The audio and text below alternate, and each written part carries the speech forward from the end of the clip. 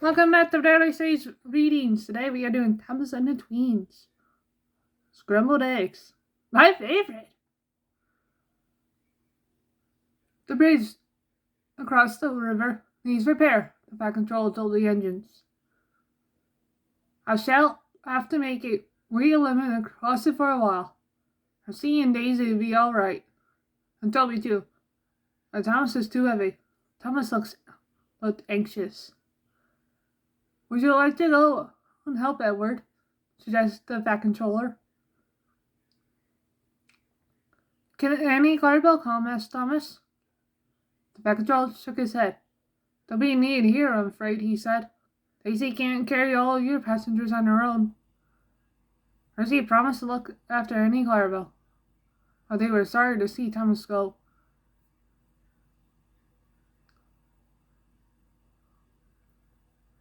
To cheer Thomas up, Edward took him to see Bill and Ben.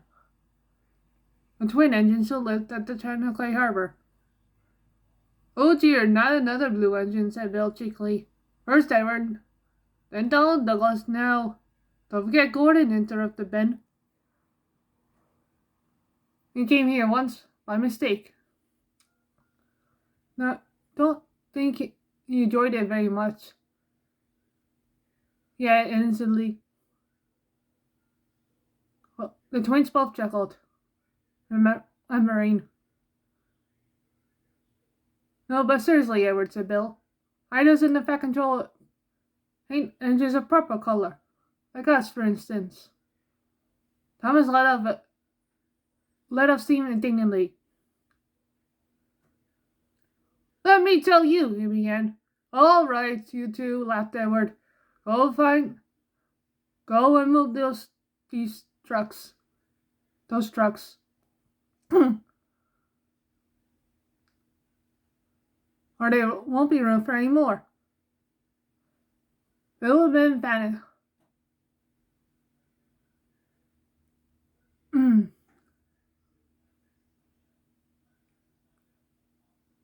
Went off happily.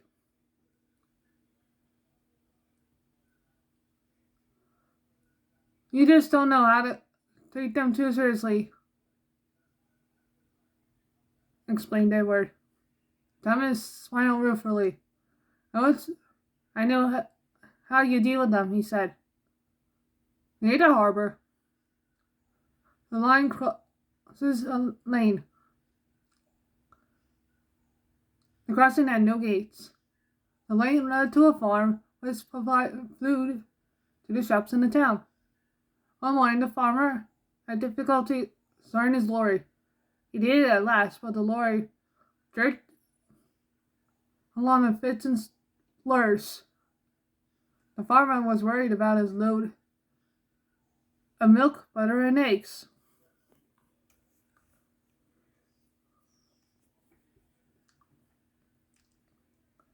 This milk will be turned to butter soon, he muttered to himself as he neared the level crossing. The lorry lurched across the rails. The back wheels were just clear when his engine made a noise like a tired sheep and stopped. The back of the lorry was still juddering across the railway line.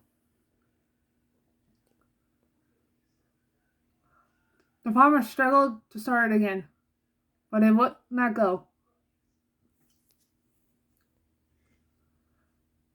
He had just got down the telephone for help when he heard a train approaching. Thomas wasn't going fast. When he saw the lorry, he set his brakes hard, but he couldn't stop. He hit the lorry with a loud crash. The force of the blow spun the lorry around. Splintered wood flew everywhere. Eggs, butter, and milk were catapulted over Thomas. Ugh, he explained and stopped. Look at my poor lorry, said the farmer, coming out from behind the hedge where he'd been sheltering. What a way to make an omelet. And try to make sure Thomas wasn't hurt. Then stood back and surveyed the mess. He began to laugh. "It's not funny," said Thomas crossly. An egg yolk trickled down his nose and burst onto his puffer.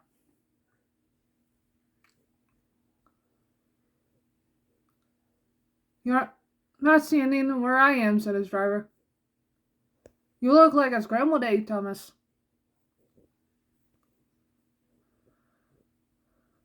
"If a scrambled egg feels sticky as wet as I do, then it's very uncomfortable," said Thomas. "Please clean me." Both his driver and fireman tried hard. But the heat of Thomas's boil had cooked the eggs, and they were stuck.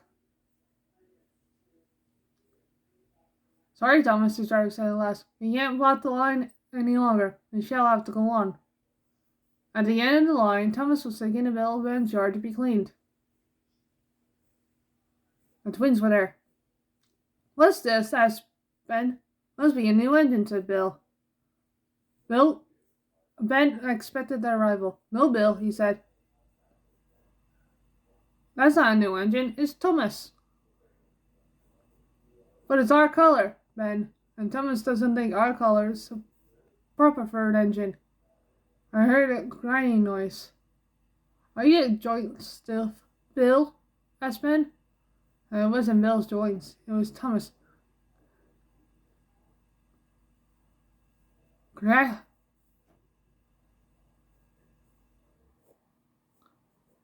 Gashing his teeth.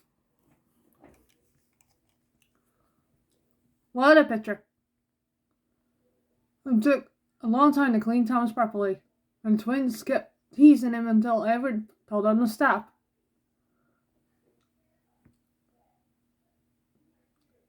"A party of railway enthusiasts is coming soon," he said. "I shan't bring them unless you behave." Bill and Ben were excited.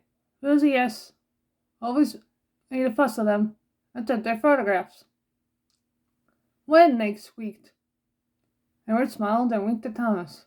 "Next week," he said, "but not if you don't behave." Bill and Ben promised they would.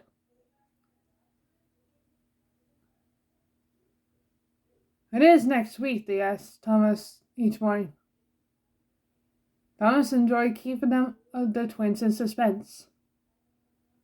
"Next week never comes," he would answer mysteriously. Bill and Ben weren't worried. They kept urging the clues to polish them. "What's the hurry?" the men laughed. Those enthusiasts. "I'm going to eat their breakfasts off you, you know." "No," whispered Bill. "But they might if we were Thomas." The twins thought this a huge joke. It was lucky that Edward and Thomas weren't there to hear it. At last the day came, and the drivers and firemen agreed to give the twins an extra polish. They were sparkling when Thomas arrived with the special train.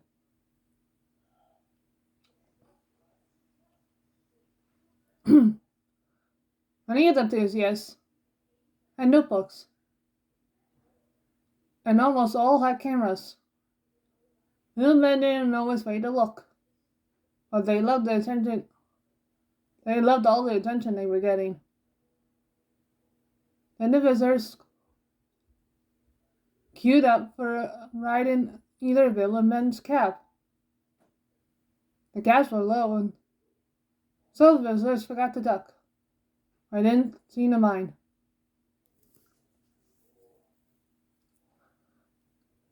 The enthusiast's visit was almost over when a secretary came running up with a message. "Our ship needs moving before the tide goes down," he said. "One of you see it to it, please." Ben went at once. Most of the visitors went too to watch. Only one man stayed. He had a camera which took instant pictures. "There's one more," he kept saying. Even Bill tired of him.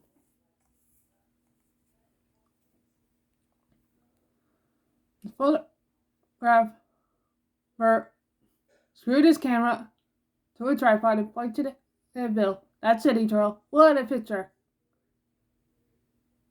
Ben's fireman ran up.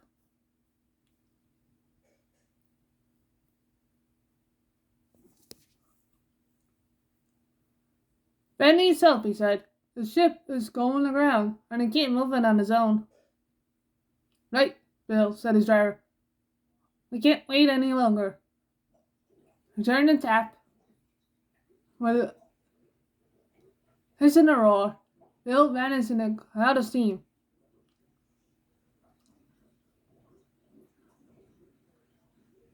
At that moment, the photographer pressed the button.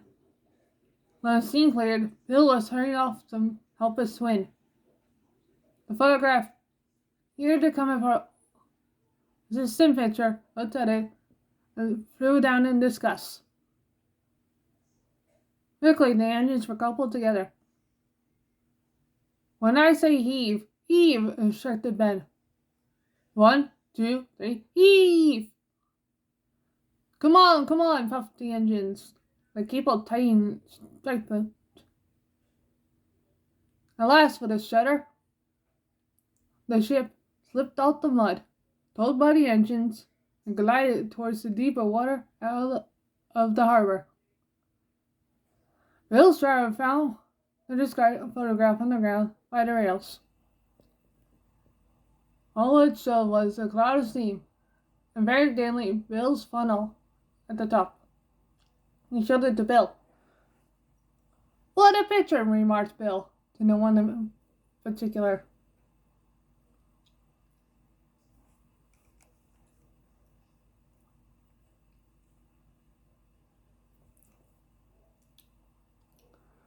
Trevor helps out.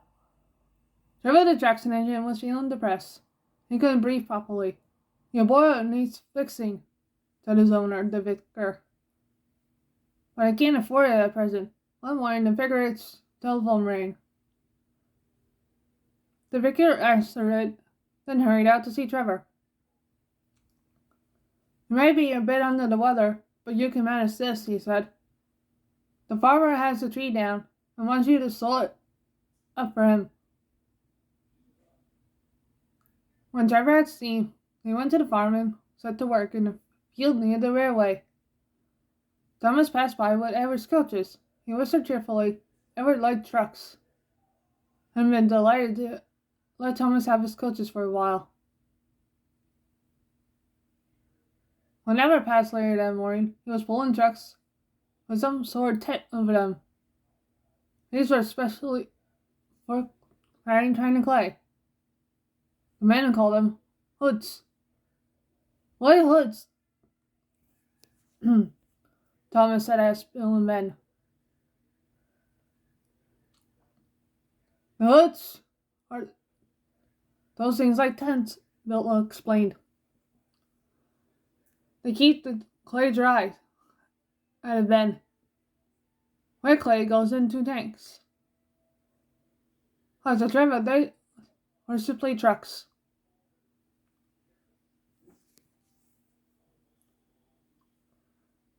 He was enjoying himself. The only thing he liked better than sawing up logs was giving lights to children.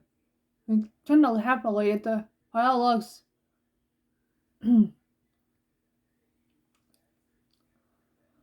beside him grew. Everett returned with some empty trucks. As he passed the place where Trevor was working, a line seemed to wobble under him. "That feels like a loose fail," he thought. "We better tell the maintenance people."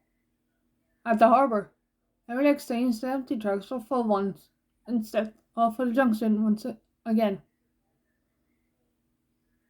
Trevor dozed. The wind had dropped, and it was comfortable in the autumn sunshine. Seeing no time at all till he heard they were coming back. Trevor whistled a cheerful greeting and was watching Edward, so did not see one of the trucks 6 from the end sink, jump, and shudder, just at the spot where Edward felt weakness in the line that morning.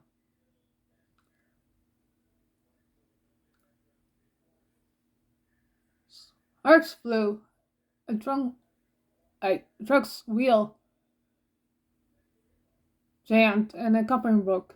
The last 6 trucks and the guard's van lurched, bumped, and stopped.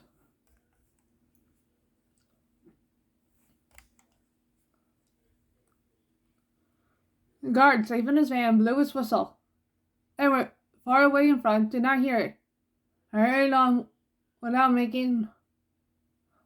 realizing what had happened. But Trevor was closer to the guard's van than Edward. He heard the whistle and looked back to see the trucks lying at strange angles.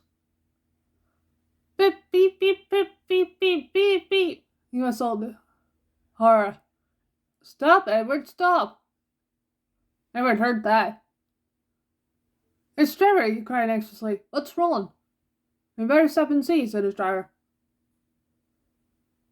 The fireman climbed onto the tender. Phew, he explained. Look, it's not Trevor. It's us. The guard went to protect the train. The fireman went to the farmhouse, the telephone for help, and the breakdown game soon closed the line. It was that evening that Fat Controller came to see Trevor. Thank you, Trevor, he said. I have heard about you, boy, and because you saved a nasty situation, you're to go to my works to be mended. Would you like that? Oh, sir, said Trevor. Thank you. Down the drain. China clay is not quarried, like other materials are. It's washed out of the ground with drawn hoses. Then the mixture of the clay and water has to settle and be dried before Bill and Ben can take it away. The part of the line where the twins used to reach the China clay workings runs near the sea.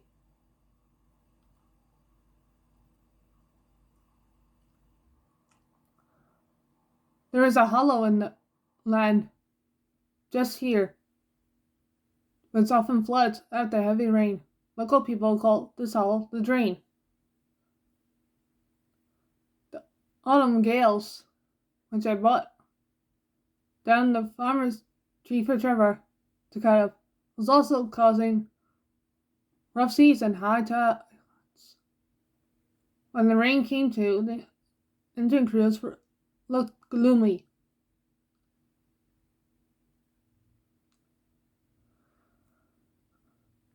Real high tide now, said Ben's driver. Could make real trouble at the drain. But through pools of water lay on either side of the line. They grew no larger. Bill and Ben puffed happily to and fro, replacing loaded hoods with empty ones. They forgot about the drain. Then the rain began again, and the wind strengthened. As the engines went to the clay pits that morning, the drivers noticed that the water in the drain was rising. While Bill arranged the empty trucks, Ben prepared to leave with a train full ones.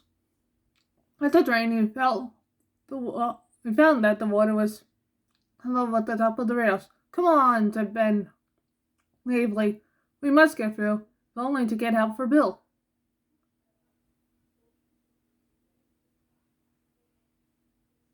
Go back, the wind seemed to shriek. Ben took no notice. As halfway over when the rising tide whipped into a huge wave by the wind, swept across the line. Oof! Spluttered Bill as the water crashed against the side. Help! With a hiss, the water reached his fire. Quick, Ben, urged his driver. but it was too late. With a desperate gasp, Ben stopped. He was stranded in the middle of the drain, with the seawater lapping in his wheels. The fireman set off to find help. Keep on his levers, advised the driver. We don't want to swamp as well. The water reached the fireman's waist, but he struggled on. Alas, cold and soaking, he reached the yard. Thomas was there, wondering where his trucks were. His driver wasted no time. Ben must be rescued, he said. We need a steel cable, a pair of waders, and some termination. Yes, said Thomas definitely. He understood the cable. He wasn't sure about the termination, and didn't even know what waders were. Thomas stopped at the water's edge. His fireman put on the waders and set out, carrying the cable. Ben was delighted to see him. The fireman fastened the cable end to Ben's front coupling hook.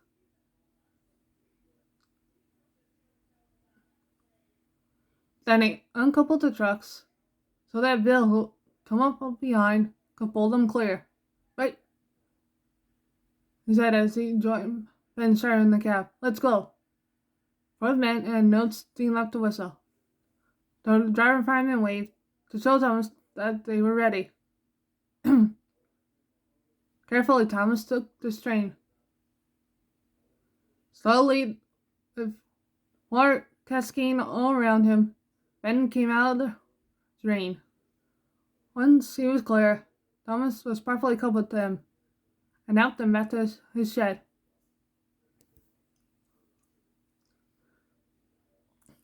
Thank you, Thomas, said Ben gratefully, and his eyes twinkled for the first time in several hours. It was 4 days until water in the drain subsided. When Bill reached home, both twins agreed that it would be ungrateful for them to ever tease Thomas again. The end.